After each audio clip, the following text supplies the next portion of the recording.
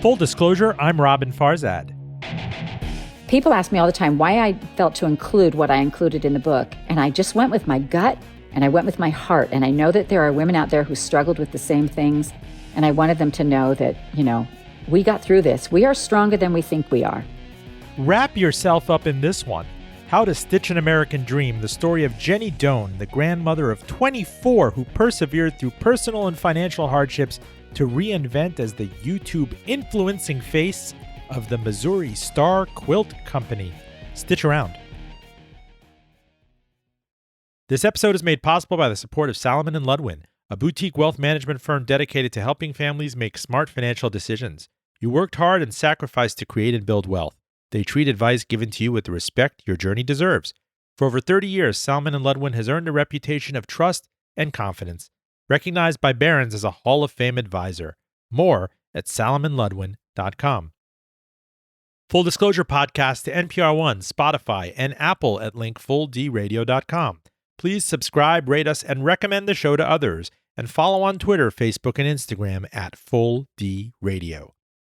Joining me from her studio in Hamilton, Missouri is Jenny Doan. She is author of the new book, How to Stitch an American Dream. You're founder of the Missouri Star Quilt Company. It's quite a story of your career, coming back from turmoil and loneliness and so many things that you wrote about in this book. You call it a story of family, faith, and the power of giving. How are you?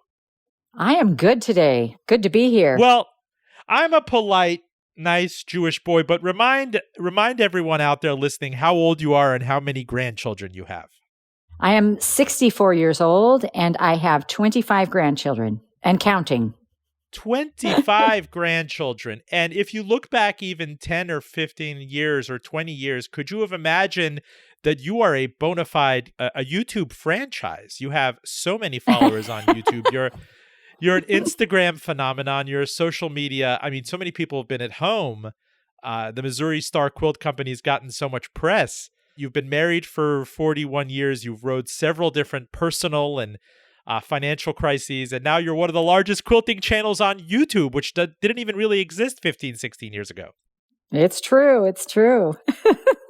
So tell me, I guess I want to go back to you in high school. And I read about your childhood in this and the idyllic and close upbringing you had with your family and the close relationship with your father, but certain things that were left unsaid. You eloped with your high school sweetheart and you went off and you got secretly married and things really spiraled after that. I know, I mean, it's painful for you to talk about, but I want to illustrate it for our listeners that you didn't necessarily come from a position of privilege and you came from a position of turmoil if we take this back to your late teens. Talk to me about that.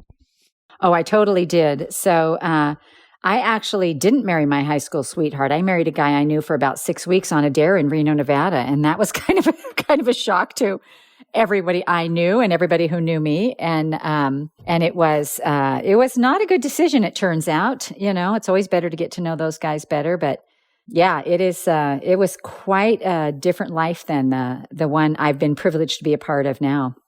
Well, you describe in the book, and it was jarring in how your partner struck you for the first time, and you were aghast and you were shocked. That's something you did not witness with your mom and dad, but you were willing to give him second chances, even when you had kind of left to recover with your family across the country or several hours away. You gave him a second chance to take you back, that you were a person of faith. You were a person of second chances. You thought the best of people. So I think growing up, I feel like I grew up in Leave It to Beaver's house. My parents loved each other. They loved us. It was a lovely home to grow up in. They were happy. My dad rode his 10-speed to work. I mean, it was just a lovely home. And I thought all marriages were like that. And so, of course, when my marriage started differently, I can remember calling my mom and saying, is it okay if we fight? And she was like, well, a lot of couples fight, and I mean, she's trying to help me through this thing. I was just so surprised at how different it was in reality for me in that case. Sure. And so for me, I just kept thinking, if I try harder, and I think, I mean, there's all kinds of terminology for it now, but of course, then we didn't know anything about it. And I just thought, if I try harder, if I cook better, if I'm more patient, if I say the right thing, it was always my fault. It was always something felt like I could do to make it better. And so I just kept trying harder and harder. And he was the first person I'd ever been with. And I gave my heart to him, and so I wanted to make that right. And I just felt like it was all on my shoulders, that if I worked hard enough, tried hard enough, that I would be able to make that happen. And no matter what I did, it just wasn't enough. It didn't work. It wasn't good enough. And I just kept trying more things. I'd pray harder. I'd go to church more. I'd, talk to my parents. I just kept trying and trying. And no matter what I did, it just didn't seem to have the effect that I wanted. As you wrote in the book, after you were hit, you said, when the pain and shock wore off a little bit, I thought, okay, that didn't work. That did not work at all. He had a way of spinning things around and blaming me. And then I would blame myself. I felt like maybe I had egged him on because he said I was a, quote, mouthy woman. And I started to doubt myself. I wondered if he was right, if it was true that if someone said something to me, it was in my nature to say something right back. All I can say is this. When you are in the deep muck of it all and somebody who is supposed to love you is telling you over and over that it is all your fault, you just start to believe that and you get really lost. You just truly do. You just truly do. You just start to believe it and you start to think, well, I just am worthless. I just can't do this. It was interesting when my dad actually came to get me. I can remember him looking at me and going, what happened to my girl? Because I was a girl from a new generation. I was that, my parents were the very obedient generation. And then I came along and I was right in the midst of the 60s and the 70s where everybody was questioning everything. And they loved that. My parents loved that. But this man did not love that. So it didn't work out very well for me at the time. At the time, it did not. You wrote in the journal, and you excerpted in How to Stitch an American Dream, if I can read from it. You made your first journal entry on July 7th, 1979. I'm starting this journal during a period of my life when my feelings need an outlet for expression. As of now, I'm living with my parents, with my child Natalie, who is 14 months old. I am pregnant, due to deliver on August 3rd, approximately 3 weeks from now. I'm living with my folks due to the fact that my husband and I are separated after nearly 3 years of marriage and almost 2 children. He's decided to live a life completely contrary to that of our beliefs. He doesn't want anything to do with his family or the church, so at age 22, I am left with 2 children to raise. I love these children more than life itself, and I feel so sorry for him when he realizes what he has given up. He will be really sorry. I know beyond a shadow of a doubt that everything that happens for a reason, and also that God will never give you more than you can handle. I've gained such a strong testimony of the gospel and the love of the Lord for each one of us. I feel that my attitude toward all that has happened is good. I can't be sad all of my life. I must go on. I'm trying to do that as much as I can. The hardest part is that I need companionship so badly. I don't like being alone, but I suppose everything can be gotten used to. We must really trust the Lord and let him lead our lives. Only then can we be sure of making the right decision. Jenny, my heart really, really breaks for you when I read this because of the sunshine that came in your life in your first child and your daughter. And it was such a beautiful and vulnerable time in your life. And you needed love. You needed more sunshine around that. I can, as a father, remember that feeling and that vulnerability. And if anything, you got just the opposite at the very tender age of 22. Yeah, it's true. It's true. It was a tough time for sure. My mom is a genealogist, and so she's all about family history. And so I wrote my journals knowing that somebody would read them someday, and so I was careful about what I said, and yet I tried hard to explain it because that was my only friend. That was my outlet. I came home and the people who were my friends before were all gone in college, someplace else. And here I was. And I had children and they didn't have children. And so, it really was a very, very lonely time for me. And it was a time where I had to come to grips with the fact that I'd really done this to myself. I'd messed up. I'd made wrong decisions. These were my choices. And now I was back here at square zero. And how was I going to reconcile this? How was I going to make it all work? Now, innately, I have a very Pollyanna personality. And so I'm always looking for the good. I'm always looking for the right. And at that time, the only place I could find that good was in a belief system. And so I would be like, okay, you again go back to if I just try really hard, things will work out. If I pray really good, things will work out, and I still believe that. And yet I think it has a lot to do with your attitude as well. And, I've matured quite a bit since then. I don't think I've lost that belief system at all, but I do know that it has a lot more to do with picking yourself up and just moving forward too. With everything that you know now, Grandma Jenny, why wasn't education really broached? Why wasn't kind of this idea that, you know what, you're going to even home ec or go through high school and go to college or get an associate's degree? I mean, your parents were forward thinking. They were enlightened. Why wasn't that? That's kind of what I was wondering. And yet I'm trying to not superimpose, 2021 coastal elitist values on your upbringing, which was otherwise pretty idyllic. So to be 100% upfront, my dad and mom were only interested in my brother having an education because he was going to support a family. The rest of us would just be moms and stay home.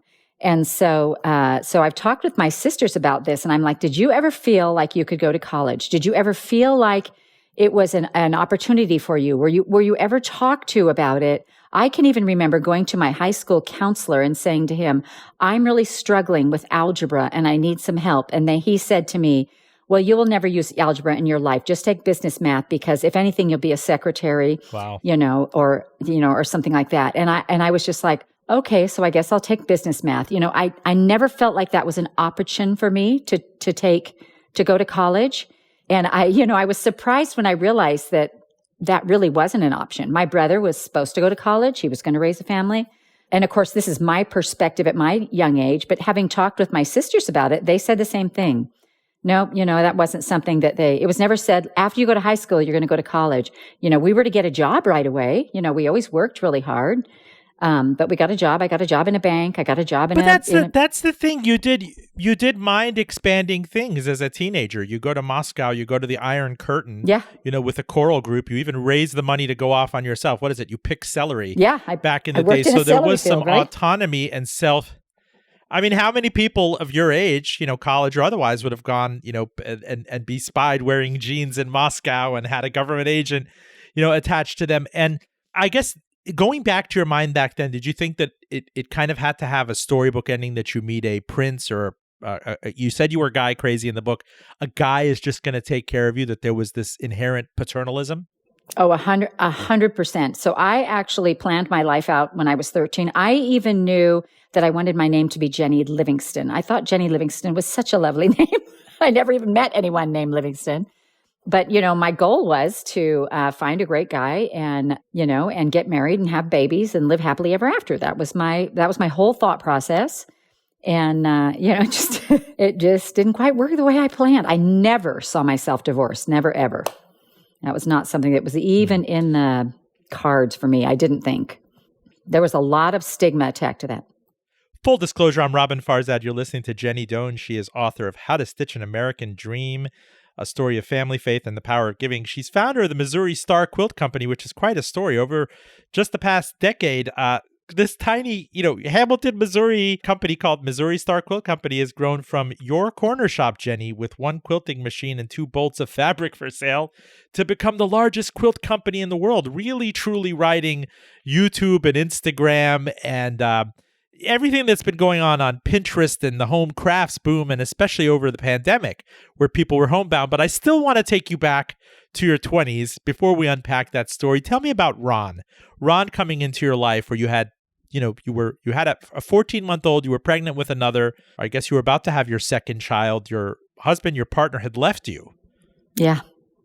So Ron actually, he started coming over to visit me when my car had trouble. I asked him if he could help me. Now, Ron was a guy I would have never gone for because he was easy. He was available. He was right there. There was no chase for him. My fun was always in the chase. Could I get this guy, And Ron was just willing to help. He was solid. He was steady. And he came over to fix my car. And my dad said to him, anytime you want to come visit Jenny, you come on and visit Jenny. And he just came over every day from that moment on.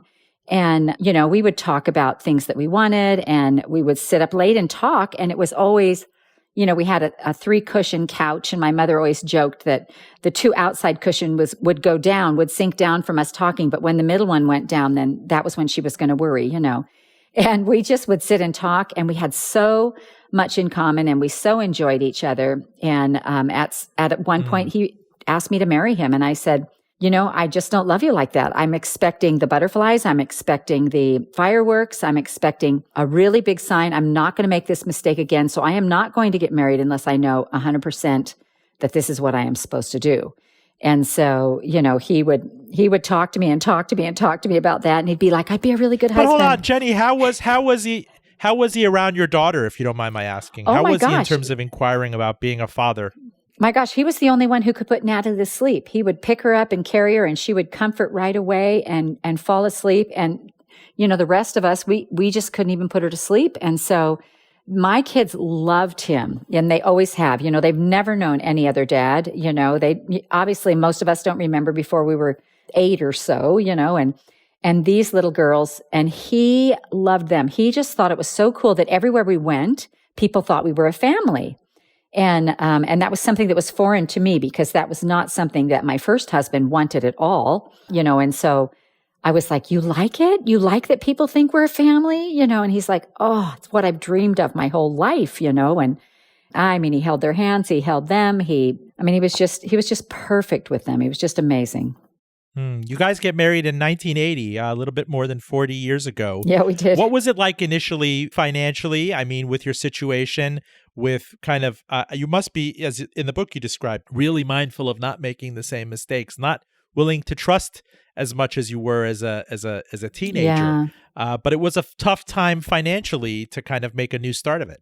It really was. So Ron was a motorcycle mechanic. He worked for the Honda company, and I think he made, $6 or $8 an hour. I was still driving the car that I'd bought when I was in high school. I drove a Pinto, a yellow Pinto. He had an old LTD, and we were just, because once I gave my heart over to the fact that I really was going to marry him, you give your whole heart. And so I just loved him so completely. And, and there were moments when your baggage creeps in, and you're like, this is something I should worry about. Where have you been? Where did you go? You said you'd be home at, And so there are times when that baggage comes in, but I just love that man. When you get married, let me just say, it is wonderful to be cherished. It is wonderful to be adored. And that man has adored me and cherished me my entire life. And I am so grateful and feel very, very blessed because of that. It's just one of the sweetest things I've ever been able to be part of. What was your relationship with work and hustle in the early 80s as a second time, newlywed? I go back to immediately when your parents said, all right, we'll front half the cost of your trip to the Soviet Union when you were in high school. And you're like, sure, I'll raise the rest. I have no fear of that. Tell me about it. So I always felt like if I could work hard, I could do anything. My parents worked hard. And for instance, when I was a teenager, my mom wanted to redo the kitchen. So she actually got a loan to redo it and then took a job. And she said, I'm only going to work this job to pay this loan off, but this is because I wanted this new kitchen. And so that was our mindset. Whatever we wanted, we would do. And with Ron, when Ron and I got married, his income was enough to get us a home and pay a car payment and pay our insurance and, all the things like that. But anything extra that we needed, I knew I could figure out how to do that. And so, I squarely looked at the things that I could do well. I did a lot of crafts. I did a lot of craft shows. I did a lot of sewing for people. I sewed for the YMCA. I, did mending for people. I did alterations. I took in clothing and made clothing for other people. We would alter wedding gowns, would alter, prom gowns, anything sewing I felt like I could take on. And I was constantly doing that for anything extra that we needed to do. It was interesting. As my children got older, Hillary was in high school choir, and they had to wear these gowns for everyone. And so I'd be like, all right, well, let's make a gown. And at that time, fabric was much cheaper than buying a garment. And so, we would go find this fabric and we would make this thing. And one time I remember she stopped and she looked at me and she said, it's occurred to me that if you couldn't sew, I probably wouldn't be able to have a new gown. And I'm like, you probably wouldn't, and it was just good for me, for her to realize that. And, that's just what we did. We made it happen. The girls, my boys would say, I want this. And I'd be like, all right, if you get a job and you make this much, this is how long you'll have to work before you get it. And then you'll have it, and they were like, oh, okay. Because we didn't have any extra for anything like that. You talk about 1984 when your next child, Jacob, was born. You go into a case in that summer of pretty severe postpartum depression. And, you characterize it as the after baby blues, and you leaned on your friends from church to help you out. But I think back at this now and I compare it to the present. We didn't talk about mental health. No, we did not. And it's something that now you see your contemporaries, you can see, Kristen, the voice from Frozen, Kristen Bell, talking about postpartum depression, Brooke Shields, others sharing these things intimately on Instagram, on TikTok, on YouTube. But you're there, you're kind of suffering in terror. You're afraid of nursing your child. Your husband, Ron, is saying he's never seen you like this. It is amazing to go back and look at that period and for you to have this dialogue in the book with how you were suffering, and how I imagine so many other mothers reading that out there saying, yes, I too had to suffer in this shame and anonymity of postpartum depression. It's something that was just, dismissed as the blues. Oh, you'll get over it. Yeah, especially for somebody who has my personality. Well, I'm just like, oh, everything's fine. Everything's going to be fine. And all of a sudden I wasn't fine. And I didn't know what was happening. I literally felt like I was standing outside myself watching this other person try to maneuver through my life. And I was afraid to be seen. I wanted to hide all the time. I didn't want to come out of my room. And it was just completely not like me. I was fun loving. I was out there in front of everything. And I couldn't understand, I remember people would say to me, well, you shouldn't have had all those children. And I was like, if I didn't have all these children, I would have jumped out the window, way before now, because it was them. It was knowing that I was what they had to take care of them, even though I really struggled to take care of them at the time. And I remember the woman who came over, I wouldn't have even considered her a friend at the time, but she came almost every day and would just say to me, can I take your kids to the beach? And if she had called and asked me, I would have said, nope, I'm fine. Or I probably wouldn't have even answered the phone. But because she just showed up, somehow she knew. And I have wondered so many times, did she understand? She must have understood what I was going through. And at that time, it was the whole leave it to Beaver kind of mentality where we just did what we only showed our good side. We only showed the best. And it's one of the things I love about this time is that the more we show our wounds and the things that are weaknesses, people rally around us. They get it. They understand it. They're like, oh my gosh, I did the same thing. And, people ask me all the time why I felt to include what I included in the book. And I just went with my gut and I went with my heart. And I know that there are women out there who struggled with the same things. And I wanted them to know that, we got through this. We are stronger than we think we are. Tell us, and you describe it in the book, what was it like to be, to have this house with 7 kids? Well, other than that part, I loved it. I absolutely 100% loved it. They were like, it was like being on stage every day for me. It was like, get up. What are we going to do? I had to come up with fun ways for them to do things. When we started homeschooling them all, it was like, I was just in my prime. We did thematic studies. And I would be like, all right, if we're studying the constellations, we're going to go to the planetarium. We're going to hire a guy to go lay on the top of a mountain and tell us about the constellations. We're going to make our own. We're going to, I would just go through this whole thing of all the things we could do around this one topic. And I felt like my children were really roundly educated because we really got into a topic rather than 15 minutes on butterflies and we were done. We would do our reading would be about that. Our math would be about that. Everything we did would be around this topic until I changed it to a different subject, and gosh, I loved it. I loved it every day. And there were days I would come in at night and I'd be like, you know what? Today wasn't such a good day. I'm sorry. We'll try harder tomorrow. I apologize to my children often because if I lost my temper or if I didn't want to be that, I wanted to be, I wanted their childhood to be magical. And of course, when they say, if you ask them, they would say that it is. But of course, we're our own worst critics, and I'd be like, all right, guys, I'm really sorry about this, but we'll try harder tomorrow, and I felt like we were just constantly growing up together. I felt like I grew up with my children. Actually, I feel like I have some children whose souls are older than mine. And they would say to me, "Are you sure you want me to do this, Mom? Are you sure?" I'd just be like, "Wait, let me think about it." Because sometimes it was like, this sounds like fun, but is it really a smart thing to do? I could be talked into anything. Wow. And so 7 children that you had, your last child you had what year? 85. 85. Mm-hmm. And we're going to get in the move that you guys had to California as financial travails hit the family. But hold that thought. Full disclosure, please stay with us. Full Disclosure podcast to NPR One, Spotify, and Apple at link fulldradio.com. You can catch this show in Arlington, Virginia and Washington, D.C. on WERA 96.7 FM. We are in Asheville, North Carolina at WPVM 103.7 FM and out in Ventura, California on KPPQ 104.1. Get in touch if you too would like us on your air. If you're just joining us, we're talking to Jenny Doan. She is an American quilter extraordinaire, author, YouTube personality. She's known potentially as the most famous quilter in the world on her really heavily trafficked YouTube channel.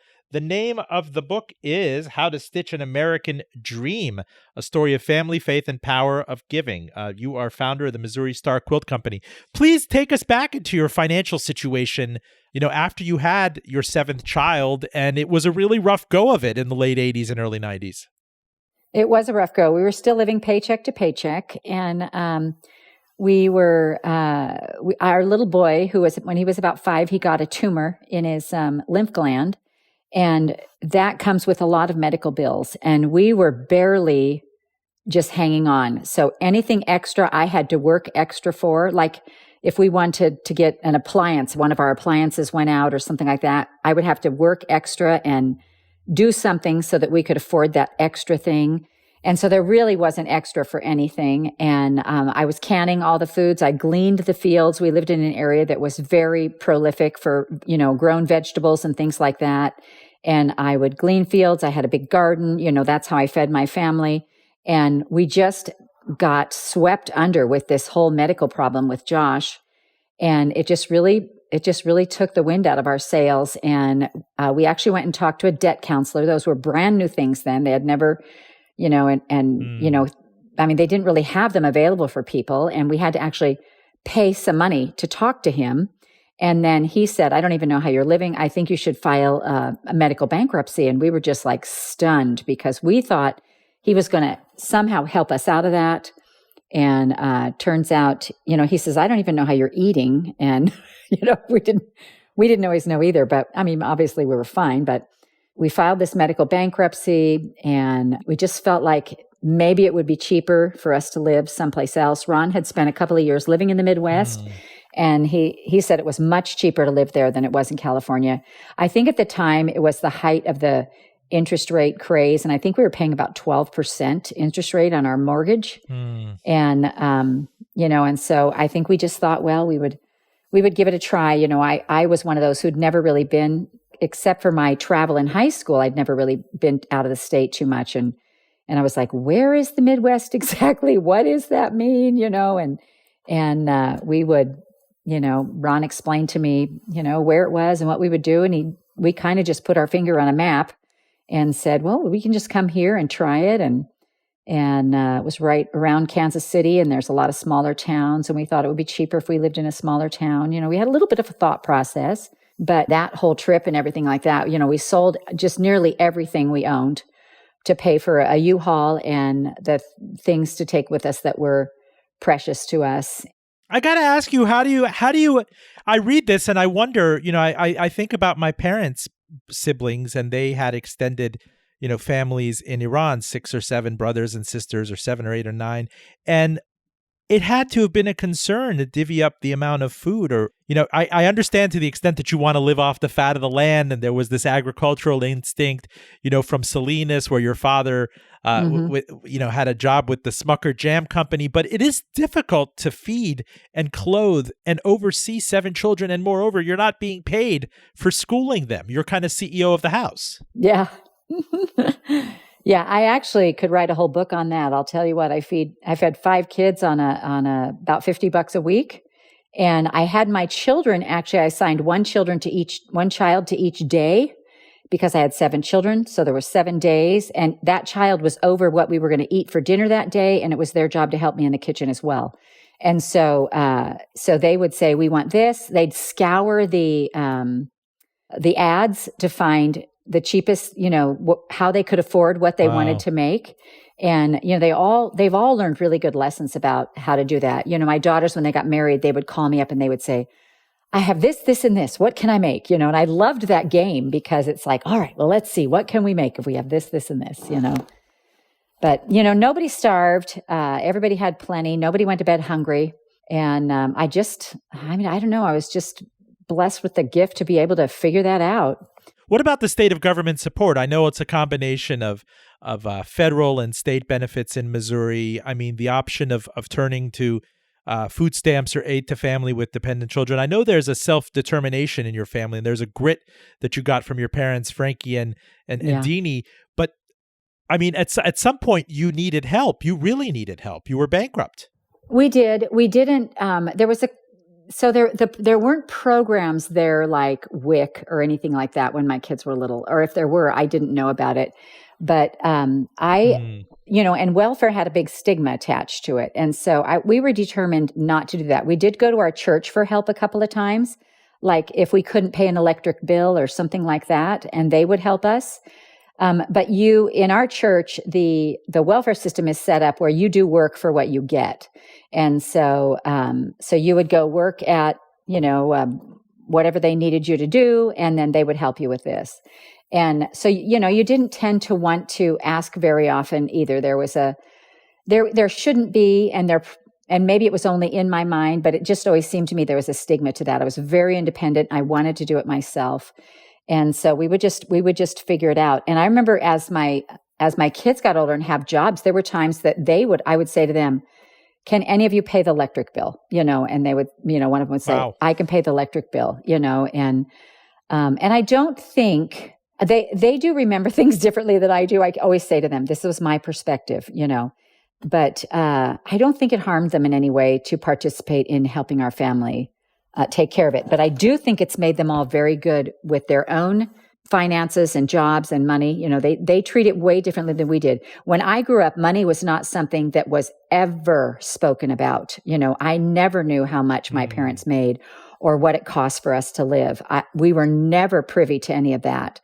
You did chores. We didn't do the allowance thing. It just wasn't the way it was then. And so when I got married, I just felt like I was starting from scratch. I just had to figure it out all over again. And of course, I'd had several jobs, and I would always, save money for what I wanted. I moved out. I think moved into an apartment with some girlfriends when I was about, probably close to 18 and a half or something like that. Because at 18, you were an adult and you were supposed to be on your own. And so my parents expected us to be gone by the time they were 18. And so it wasn't very long after that before I moved into an apartment with a couple of girls, and I had a job and I took care of my food. And I can still remember spending $200 on things to set up this apartment and not having any food because I had to buy a broom and laundry soap. And, I had no idea that all those things would cost so much money, and I would still not have any food, So it was quite a wake up call for me, honestly. Jenny, it's 2003, and I understand your youngest child is out of the house. You're feeling the real kind of empty nest heartbreak. These children that surrounded you, there was certainly turmoil, but even going back to the birth of your first child and the abusive relationship you have, you were really resuscitated. You really took sustenance from these children. Take me to that feeling, because you must have been torn in that your parents, as you said, did expect you to leave and be self-sufficient by age 18. What was in your head at age 2003 when you were about to become in the year 2003 when you were about to become an empty nester? So as the children started leaving home, it was quite a wake-up call for me, because I thought that was my job, that was my work. And all of a sudden, what was I going to do? To me, it wasn't enough to just be at home and clean a house or have a hobby. I needed to do something. So I took stock of the talents I had, and I thought, I can cook. So I went to where I worked in a restaurant for a while. I worked in a nursing home cooking for a while. I thought I can take care of kids. So I worked as a teacher's aide for a while, and I was kind of doing all these different little things that I felt I could do. But that was when I was working at this boys' school was when the kids decided that I really needed to find something else to do. But they were actually worried, I think, that I was going to adopt all these children and bring them home because they were really troubled boys. They were a mess. Sure. And I just felt like if they had a good mom, I took my guitar and I sang to them, and I took my books and I read to them, and they adored me. But I kept getting sadder and sadder because no matter how hard I tried, the system wasn't set up for them to succeed. It was set up for them to fail. And I'd get them along so far, and then they'd just be bashed back down. And I kept watching their hearts break, and it just was really tearing me up. And the kids are like, "Mom, you got to get out of there. You got to find something else to do." And that was the day that I went to pick up. I said, "Well, I've got to go pick up a quilt." And they wanted to know what quilt it was, and I said, "I don't remember. It's been there at least a year." And they were like, "What? What? Why?" And they wanted to know the whole story behind it. And so they said, "Well, what if we got you one of these machines? Could you do that, and could you quilt for other people?" And I said, I probably could. And we said, "Well, we feel like that would be a healthier option than what you're doing, and this way, that was right after the market had crashed." I want to learn about 2008. That was a very disruptive moment. It's clearly the worst economy, the worst economic calamity, worst financial crisis that Americans have felt since the Great Depression. How were you and Ron? I mean, to one extent, you were empty nesters. You'd offloaded a lot of the childbearing expenses, right. But your savings and your retirement took an enormous hit. So Ron, ever since, once he left the Honda motorcycle shop, he went to work for a factory. He also went to work for J.M. Smucker Company.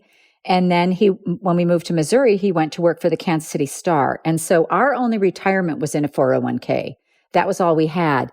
And honestly, 100% for Ron and I, when the market crashed, it didn't really mean that much to us. We knew we had lost all that, but we also were like, well, we'll just keep working. I live very much in the present. And so I was just like, well, we'll just keep working. We'll keep doing it. It didn't occur to me that there would ever be a time in our lives that we wouldn't be able to work, that we would have to live on what we had saved. But my children knew differently. And so, they were completely different with money than I was. And so they actually were the ones who were worried about what we were going to do. Someday you're going to be old enough that you're not going to be able to work. And I'm like, we'll just keep. It won't take much to feed us. It won't take much to take care of us. I was just like, Pollyanna, always looking on the bright side. I'm like, no, we can do this. And Ellen's like, well, I just feel like you need to rebuild this nest egg. And if you could do 2 or 3 quilts a week, that some of that would go to pay us back. And the other part of it would go into your nest egg. And you'd be able to help Dad build back up that retirement. And I'm like, well, it seems like a good idea. I could try it, And so we were all in. We were like, sure. Well, Jenny, you wrote in the book, your son Alan sparked the idea for the business, and you wrote that nobody came to the store initially. Sometimes a week would go by and we wouldn't get any customers. We did take out 1 or 2 ads in the newspaper, but that was all we could afford because we didn't have any money in the budget for advertising. But you stuck with it. And then YouTube. You parlay YouTube. Yeah. So at the time, I figured I was helping a friend with a museum over in the little town of Kidder, which is just 7 miles from us, tiny little town. And I kept noticing that there was all these women's clubs that used to happen in the 30s, 40s, and 50s. So many clubs that women were a part of. And I thought maybe people would like to get together and sew. So I advertised for a Friday night sew. And the first week, we probably had 20 people. We moved everything to the walls, put some tables up. I didn't care if they brought mending, knitting, quilting, whatever. And so they were able to see what we had, see that we had a quilt machine and do this. And they came in and they sewed. Well, the next week we couldn't fit that people in that room. And so I had Ron finish another room in the building. And then the following week we filled that room and we had to finish another room. Well, these people were really interested in what I was doing with this quilting. And so I started showing them some things like this, and they would bring us quilts to quilt. So we weren't really selling very much then, but they would bring us quilts to quilt that they had made themselves. And that's kind of what was keeping us afloat. But it would be days on end. You'd get one quilt, you'd work on it, for a couple of days, they'd bring it back in, and a couple of days would go by and you'd get another quilt. It wasn't like you got 10 quilts in a day, you got a couple. And so we would just literally work on these quilts, but people wouldn't come in for days at a time. But then Alan went to see what was happening with quilting online, and it hadn't really made the jump yet. And he was the one who said, do you want to go onto YouTube? And I fought him on that because I was like, Alan, nobody my age is ever going to go to the computer to learn anything. He was just at the cusp of that age where I spent his entire childhood saying, get off the computer and do something, And Right. I've apologized to him now for that, But, I didn't know YouTube was a thing. And I said to him, you probably don't want your mom there. That's where the crazy teenagers are. YouTube was only 1 year old at the time. And so, it was just totally not something I was like, well, I'll try it, because you want to help your kids. You want to make their dreams come true. And Alan's like, I just want to try this and see what happens, Well, very quickly, people loved first, if there was anything on YouTube, it was just hands showing something. They loved that I was a personality. They loved that I was funny. They loved that I made a mistake and didn't care about it and took it out and did it over. And that following happened really fast. And as things do, as they get bigger and they start rolling, it doubles and triples every time. And so it just grew so quickly. It was just really amazing. Full disclosure, I'm Robin Farzad. You listen to Jenny Doan. She launched the Missouri Star Quilt Company and her YouTube channel out of the ashes of the Great Recession of 2008. We're talking about her return back from adversity and everything that she did to make this work. The book is called How to Stitch an American Dream, a story of family, faith, and the power of giving. I got to ask you, and it sounds a little mercenary, and maybe we're trained to not talk shop, but at what point did this become more than a hobby and it became profitable? I imagine the people at YouTube got in touch and say, maybe we want to share in on your ad revenue, or maybe the orders were coming in. There must have been what they call a hockey stick moment or a tipping point. Oh, there totally was. And I think it was the first time when we sold like 8 orders in a day, and we just all thought we were just like, we're miracle workers, And then I remember the day we sold 100 things in one day. And literally our girl who did the mail laid down in all the packages and we took a picture of her, we were just so surprised. The other big starters were when Alan said, we need to hire somebody to do this. And I was like, no, I'll work harder. I'll come in earlier. I'll stay later, And he's like, Mom, you're more valuable to me creating and sewing than you are cleaning. And that was huge for me because it made me feel like what I did was valuable, for one. And I realized, oh my goodness, I have a gift and I need to concentrate on this, which I wouldn't have realized without that. I would have just been trying to do it all. And I think that's actually, for my family and my children, it was one of those times where it's like, all right, let's all do what we're really good at. And then, we'll be able to grow this whole company rather than all of us trying to do every little thing. But there was that kicker moment. We've had several of those that come at different times. It's like, okay, we sold this many things and we only have this many shippers and we need more people, And my kids have always known, they've always been really good at knowing what they're not good at. And so, you get to a certain point in a business and you have so many employees and you have to hire an HR person, and it can't be your friend who likes people. It has to be somebody who knows the law. Right. And so all of a sudden it's like, we have to make this hire. And I always felt like, I was like, are you sure, Al? Are you sure? Because I'm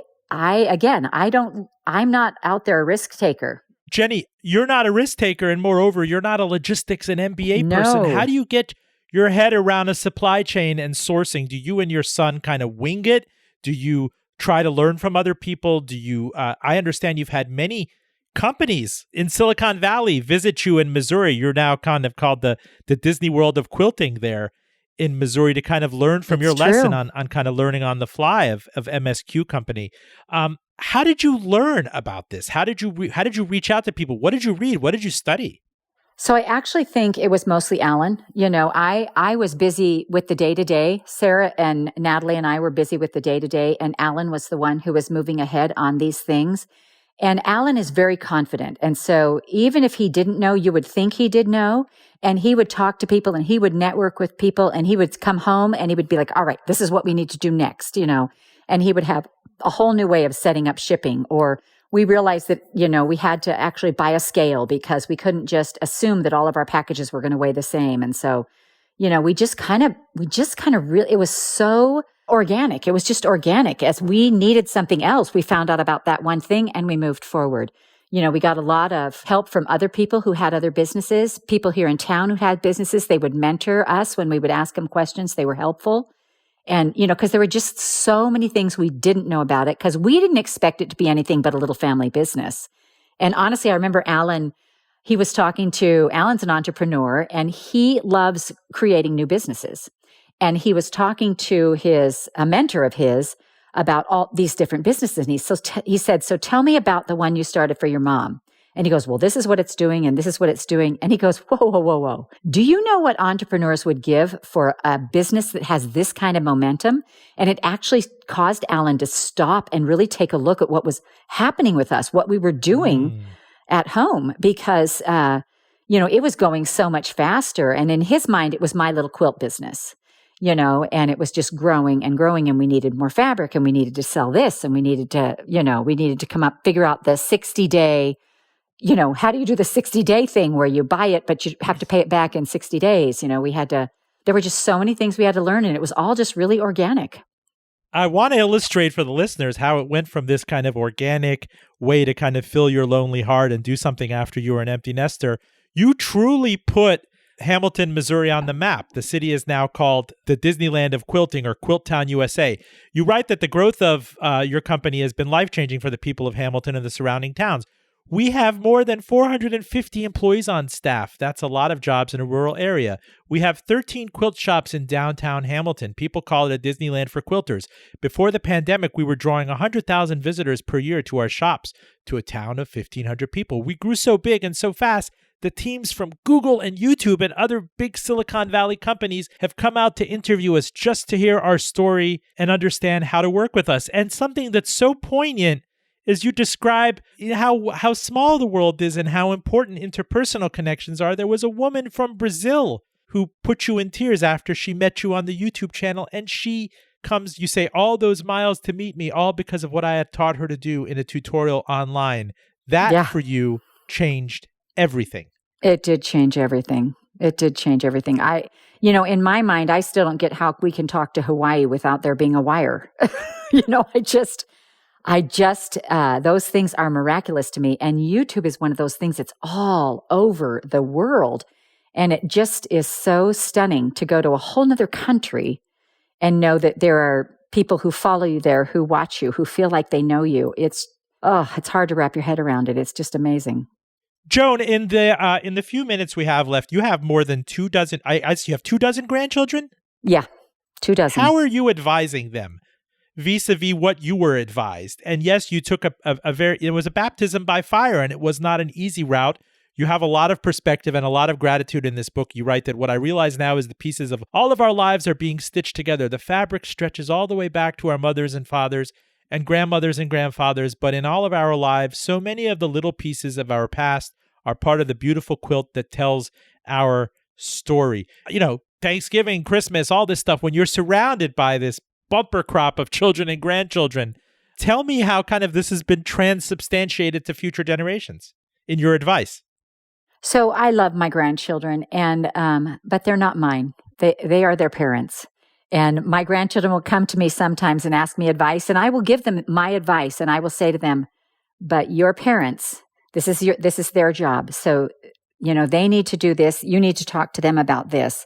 And so I've tried really hard to make sure that they know that. But the flip side of that is if I feel to say anything or I want to express my opinion to any of them about anything, I do. But the bottom line with my grandchildren is I love them no matter what they do.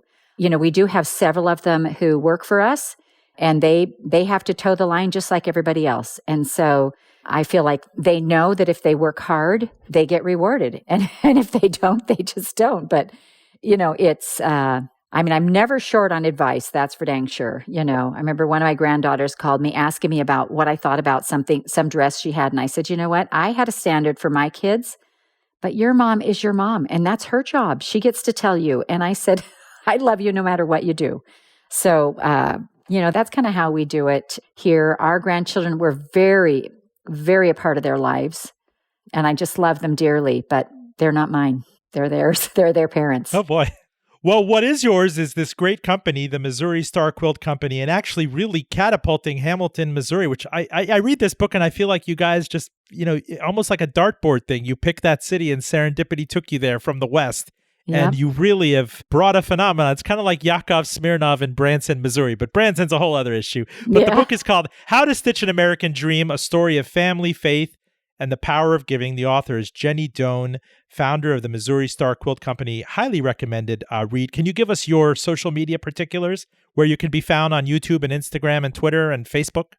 Yes, I actually don't know all of them, but I know we're on Instagram as Missouri Star Quilt Company. I have a personal Instagram that is Jenny MSQC. We're on Facebook as Missouri Star Quilting Deals, Missouri Star All-Stars, Missouri Star Hamilton. And I'm pretty sure we have a Twitter. We do have a Missouri Star Quilt Company on TikTok. Some of my grandchildren do that, which I think is hilarious. That's awesome. A grandmother deputizing her dozens of grandchildren to get on TikTok. Jenny Doan, thank you so much for joining us. Oh, thank you so much for having me. It's just been my pleasure. Full disclosure, special thanks to Claire Morgan at Notterly. This show podcast to NPR One, Spotify, and Apple at link fulldradio.com. Please subscribe and rate us. You can contact us on Twitter, on Facebook. You can get us over the air on the radio waves on WERA 96.7 FM in Arlington, Virginia, and Washington, D.C. We're down in Asheville, North Carolina on WPVM. You can listen to us out on the West Coast in Ventura, California on KPPQ. And holler if you too would like us on your air. In addition, I will have great news soon for you on coming back across the great state of Virginia, including Richmond and Charlottesville. I'm Robin Farzad. Thank you for listening. Back with you next week.